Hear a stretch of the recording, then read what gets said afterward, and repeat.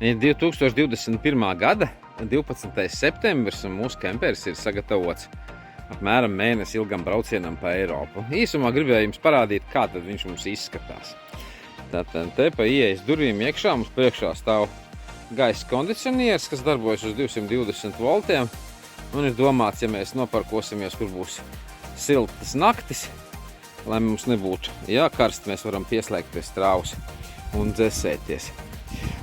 Lūk, šis ir sanitārais mezgls, ja tā var nosaukt viņu. Te mums ir ūdens attīrīšanas sistēma, kura darbojās ļoti labi un attīra jebkādas kvalitātes ūdens par labu dzeramo ūdeni. Mums ir nedaudz ūdens, apmēram 30 litri līdzi, mazs sūknītis, kas darbina faktiski visu ūdens mums ies caur filtrēto. Nu, tad ir spogulis, kurā mēs varam apskatīties no rīta, kā mēs sakopjamies. Te vēl nav viss pabeigts salikt mūsu personīgā kosmētika. Ejam tālāk. Tālāk ir saimniecības gals ar leduskapi. Leduskapi jau ir šāda tāda pārtika sagādāta. Leduskaps darbojas gan uz 12 voltiem, gan uz 220. Nu, šis ir viens gultas modulis, kas ir tagad pieslietas, ir tādas kabatiņas, kur var salikt kaut kādas vajadzīgās lietas. Nu, tālāk nāk aizmugurē 3 atvilkņu moduļi, kurā mēs varam salikt dažādas lietas, pārtiku līdzi. Apelsīnu sula mums laba rāža, ķirbji. Nu, tad ir tehniskā daļa, ja nu kaut kas ir jāsaremontē, kaut kādi suvenīri, tosters. Ir vēl tukša atvilkuma, kurā mēs kaut ko vēl saliksim. Tad mums ir apakšā ir pagarinātāji, te mums ir rezervas ritenis. Ja nu kas, te velosipēda ķivērs arī atraduši savu vietu ir. Tad mums ir gāzes plīts. Gāzes plīts izbīdās šādi ārā, nofiksējās ar parastiem veciem aizbīdņiem, lai viņi braucienu laikā nenāktu ārā un lai arī, kad gatavojam ēdienu, nebūtu nekādas problēmas. Lūk, vēl 3 atvilknes ar vajadzīgām ēdamām lietām, indukcijas plītiņu, ja nu pie strāvas pieslēgsimies, lai nebūtu gāzi jālieto, un balzamiko, olīveļu un tā tālāk. Tad mums nāk vēl saliekamais galdiņš. Te nu ir visas drēbes, kas ir uz pakaramajiem. Bija no sākuma bažas, ka viņi kritīs nost, ne, viņi nost nekrīt. Nu, šī mums ir tualete. Šī mums ir tualete, varam izmantot viņu tad, kad mēs kaut kur guļam vai mums nav iespēja aiziet uz lielo tualeti. Nu, tad ir skapis. Apakšā mums ir kurpēm vieta. Te mums ir miskaste, ir pāris āboļi jau līdz paņemti.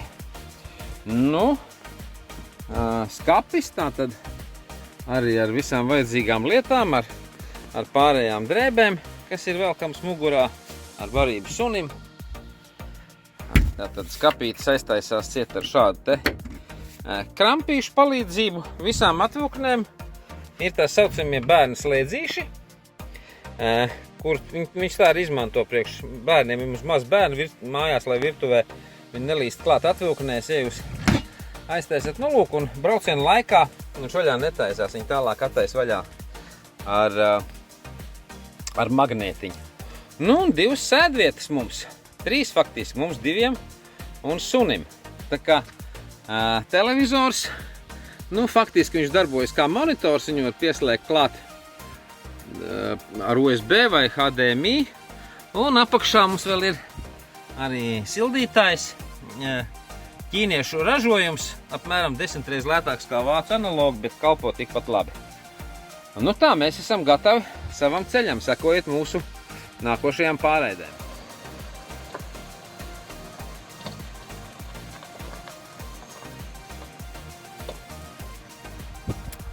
Mums ir pirmā pieturas vieta, uzēdām nedaudz pusdieniņu Lietuvā. Netālu starp Telšiem un Klaipēdas Viļņas šoseju ir tāds Pažežeris. Un te ir tāda forša pieturas vieta.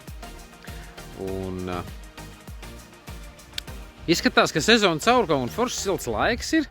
Svētdiena, bet pilnīgi tukšs. Pirmdiena. 2021. gada 13. septembris. Mēs pirmo nakšņošanu izdarījām Polijā pie Vigru ezera. Te jūs redzat, ir Vigru klosteris. Tālumā aiz niedrēm redzams. Bet, Polijā uz šo brīdi jau ir beigusies kempinga sezona. Jo, nezinu, kā mēs...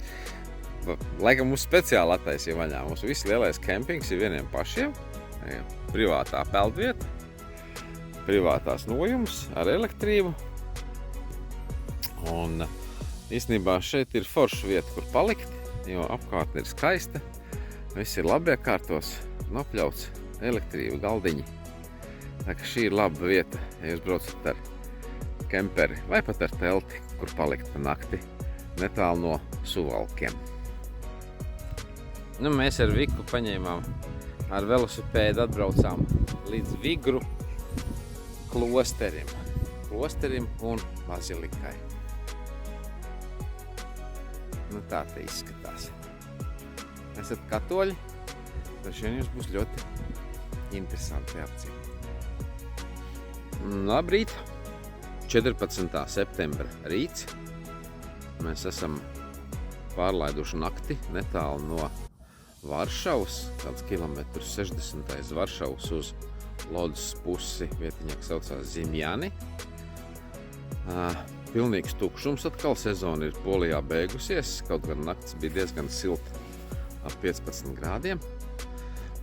Es saprotu, ka vasarā šī ir tāda ļoti populāra atpūtas vieta Polijā. Te tādas mājiņas saceltas ir un telšu vietas un pikniku vietas, kas tagad pilnīgi ir tukšas.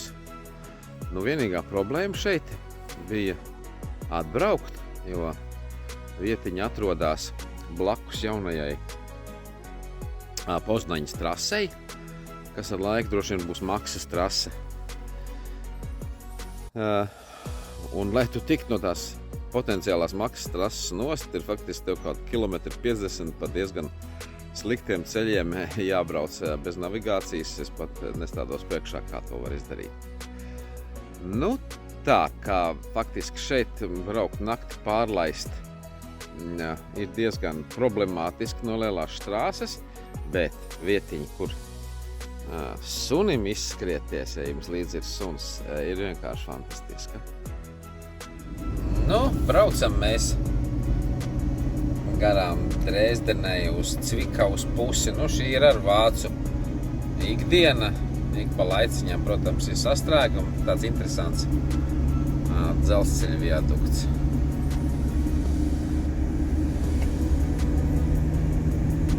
Ceļā uz Erfurti. Labrīt, 16. septembris. Esam Vācijā, netālu no Austrijas robežas. Apstājamies kempingā, kas ir fermā. Te mums ir zirgi. Te mums ferma īstenībā strādā. Bija pilns ar kemperiem šeit. Šeit nav Polija, kur kempinga laiks ir beidzies, jau šeit vēl viss notiek. Un te bija tāda interesanta lieta, kā pašapkalpošanās. Nezinu, vai pie mums Latvijā tas tā varētu notikt vai ne. Tad te piebrauc, uzzvanu saimniekam, viņš saka, jā, tur pieiet, samaksājiet te noteikumi vairākās valodās, tad jūs aizpildiet anketīti, pat valodu varat izvēlēties, kurā. Tajā ploksnītī ieliekat iekšā naudiņu, kas paredzēts par nakts guļu, un tad to iemetiet pastkastītē. Te ir arī tāda tā kā atpūtas telpa, tā kā office, tā kā kaut kas tāds, kas ir vaļā, kas ir pieejams visiem.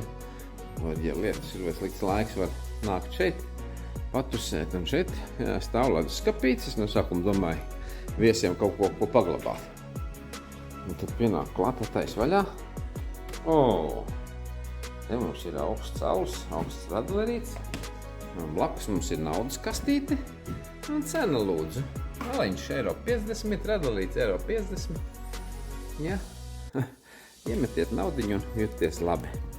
Tā kā tāda ļoti neuzbāzīga forša vietiņa, kur pārgulēt. Nu, faktiski mēs šobrīd braucam jau Austrijas pusē. Vācija un Austrija šajā vietā savieno tunelis, tikko iebrauc Austrijā, tā sākās baigais garais tunelis kaut kāds 6 vai 7 kilometru garumā. Interesanti informācija par vinietēm, ko nebijām iepriekš palasījušies un izpētījuši, ir tas, ka Austrijā vinietu var nopirkt uz 10 dienām, un tā šobrīd maksā 9,50. Šveices viniete faktiski sanāk 9 reizes lētāk. Tikai tev jānopērk ir visam gadam, un visam gadam vinieti maksā €39. Neatkarīgi no tā, cik dienas tu taisies šajā gadā Šveicē ar šo automašīnu ierasties. Bet, ja tev nav Austrijas vinieti, piemēram, tad pa šo tuneli tu nedrīkst braukt. Interesanti zināt, kā tad cilvēki tiek no Vācijas Austrijā, ja viņi izdomājuši, ka viņi grasās ietaupīt 9,50 uz vinieti. Tā kā esiet gatavi maksāt par ātrgaitas ceļiem šajās valstīs. Dzirdējām, ka Austrijā ir lētāka dīzeļdegviela kā Vācijā. Vācijā ielējām pa €1,40. Braucām pa Bāni, iebraucām benzīntankā un tur rādās €1,66. Labi, ka pietika domas nobraukt no ceļa nost. Un šeit ir faktiski €1,26, apmēram kā Latvijā. Tas ir 2 kilometri nost no Bāņa. Lūk tā, esam ārpus Eiropas Savienības. Esam noparkojušies vienā no Eiropas punduru valstiņām Lihtenšteinē. Tā ir Vuduzas pils, kur tad arī dzīvo tas princis, kas skaitās valdnieks šeit. Un mēs tad dosimies iepazīties ar Vuduzas pilsētiņu, kas arī faktiski esot vienīgā tāda īsti apskatāmā vieta Lihtenšteinē. Un kā vienā no ceļvežiem bija teikts, pirmā stāvvietas stunda ir bezmaksas, un īsti vairāk arī šīs valsts apskatēji laiku nevajag. Lūk, šī tā Gaja iela. Te apkārt arī bez dažiem turistiem, kas šī laikā kaut ko ceļo, mēs redzam arī pietiekoši daudz cilvēkus ar staigā ar uzvalkiem. Mums ir pusdienas laiks tagad. Un, kā zināms, Lihtenšteina ir banku paradīze, jo te ir samazināts nodokļu likmes. Daudz muzeju, maz turistu, vietas līņā.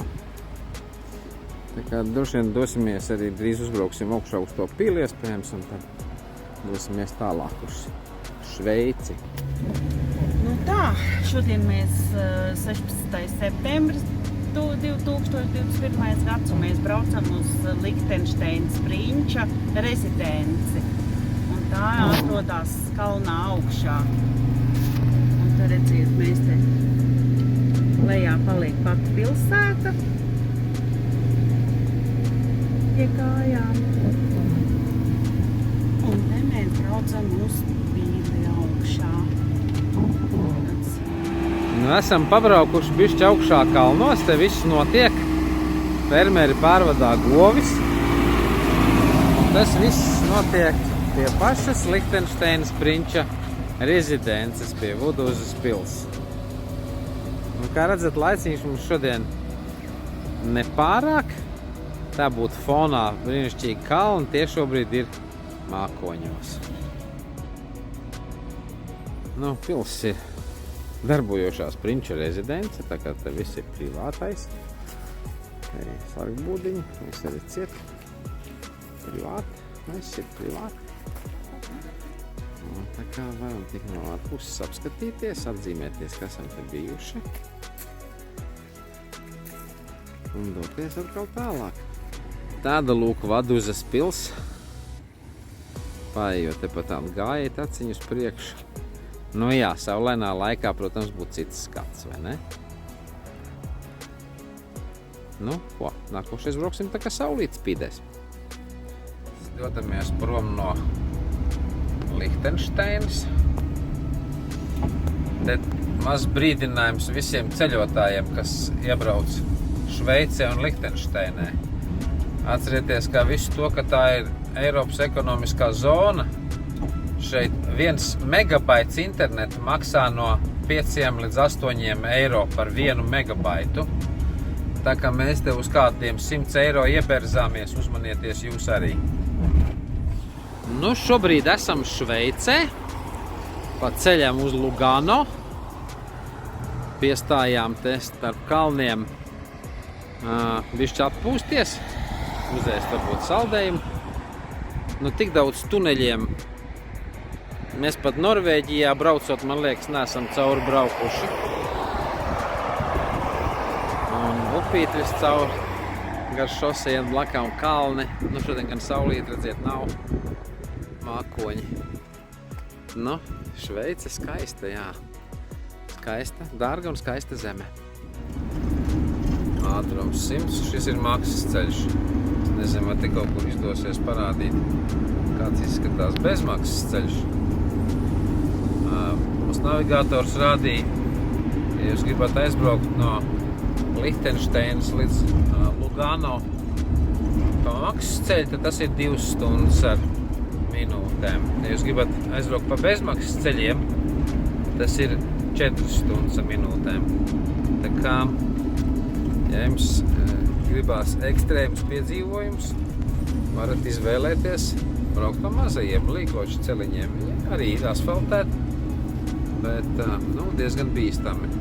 Man ir pazīstams ukraiņu uzņēmējs, kas kādreiz nodarbojās ar automašīnu pārdzīšanu no Francijas, un viņam biznesa partneri Šveicē gāja bojā. Tas bija pirms vairākiem 10 gadu, kad viņi arī gribēja tā kā ietaupīt naudu uz maksas autoceļiem. Te pienāk klāt bezmaksas ceļš.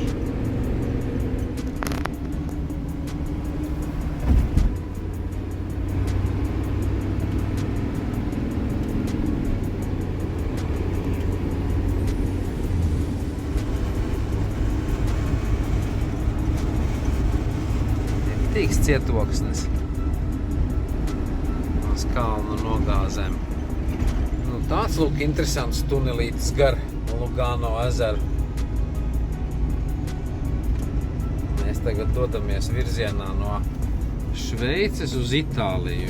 Lugano ezers ir 2 valstīm, gan Šveicei, gan Itālijai.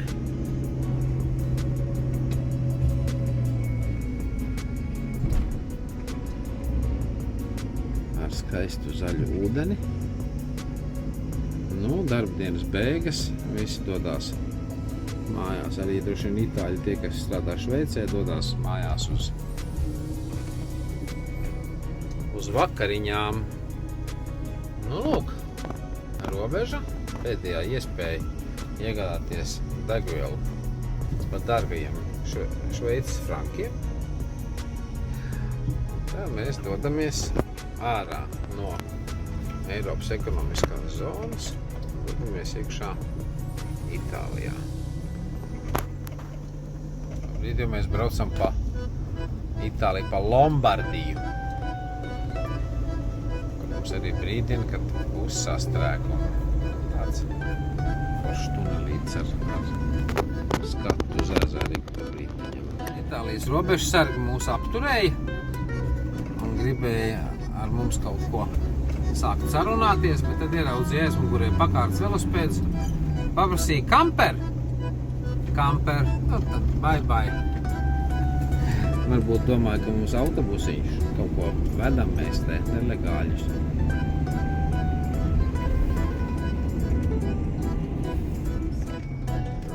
Indrē, palaimējies pabraukāt pa šaurajām līkumainajām Itāļu ieliņām pie Lugano ezera.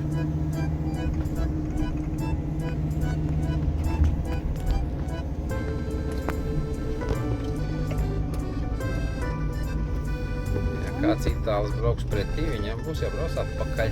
Domā? Kurš te brauks atpakaļ? Ne jau tu. Summa.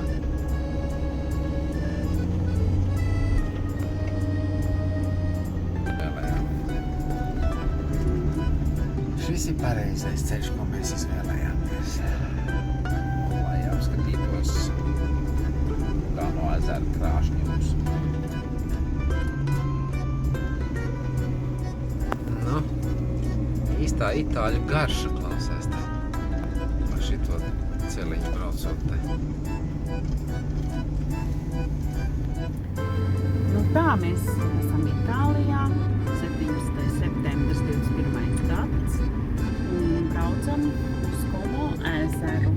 Un tagad jau tas Como ezers jau parādās. Šauras ieliņas. Ieliņas ļoti šauras, un šitas ceļš ir arī šaurs faktiski. Braucam pa serpentīnu, redziet. Jā. Ezeru. Tiešām tas Como ezers ļoti tuvi. Nu, tās kempinga vietas kaut kur sanāca. Neko te skaists skats. Uz pilsētiņu. Saule spīd, vakar lija lietus, visu dienu bija nomācies, šodien saule spīd skaisti. Var sakot, labi skati. Tagad mēs braucam pa skaistu Itāļas pilsētiņu pie Como ezera Santa Marija. Skati jau ir ļoti skaisti, var teikt, ļoti skaisti. Teikums ezers, diena saulīte. Un tagad mēs atkal kārtējā tunelī. Nu, tik daudz tuneļus. Mums nav gadījies braukt vienā ceļa posmā, nepārtraukt tuneli. Tāda interesanta maza kalnu upīte tek cauri. Apkārt kempinga mājas. Paraplāns. Tāds skats mums pie Como ezera, pie Sariko pilsētas. Tā. Šīs pilsētiņas zvani ziņo, ka ir pulkstenis 12. Mēs gan neieslēdzām. Tad, kad bija pirmais zvans. Bet.